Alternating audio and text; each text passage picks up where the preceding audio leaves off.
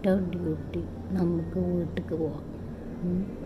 വീട്ടിലേക്ക് പോകാൻ എപ്പോഴും ഇൻട്രസ്റ്റ് ആയിരിക്കും. ഡ്യൂട്ടിക്ക് വരാൻ അതങ്ങനെ തന്നെയല്ലേ, വീട്ടിൽ പോകാനല്ലേ എല്ലാവർക്കും ഇൻട്രസ്റ്റ്.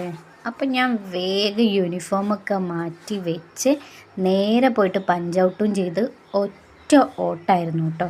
ഈ ഒരു ഓട്ടോ ഓടിയാൽ മാത്രമേ നമുക്ക് കൊണ്ടോട്ടി അങ്ങാടിയിൽ നിന്ന് ബസ് കിട്ടുള്ളൂ. വെറുതെ ഓട്ടോറിക്ഷ ഇങ്ങനെ പോകും. എൻ്റെ കേസിൽ എപ്പോഴും അങ്ങനെ കേട്ടോ. ഞാൻ കാത്തുക്കുമ്പോൾ ഓട്ടോറിക്ഷ ഒന്നും കിട്ടില്ല. കുറേ നേരം കാത്തു നിന്നിട്ടാണ് ഒരു ഓട്ടോറിക്ഷ കിട്ടിയത്.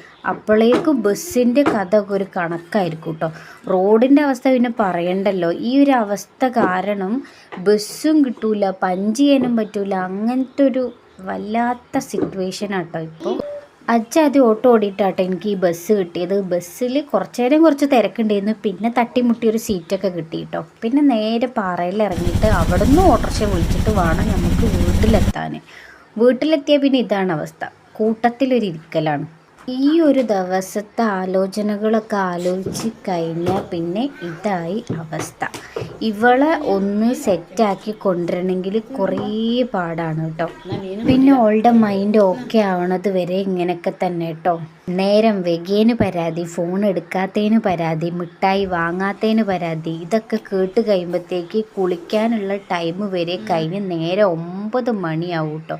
അപ്പോൾ പിന്നെ മിഠായി നിർബന്ധമാണ്. ഇനി അടുത്തൊരാളെ കാണാം.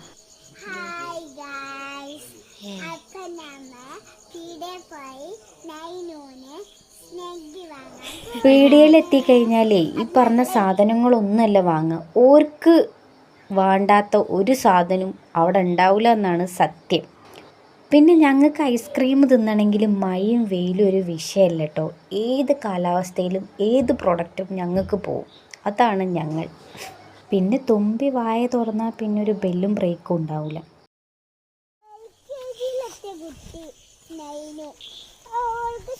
കുട്ടി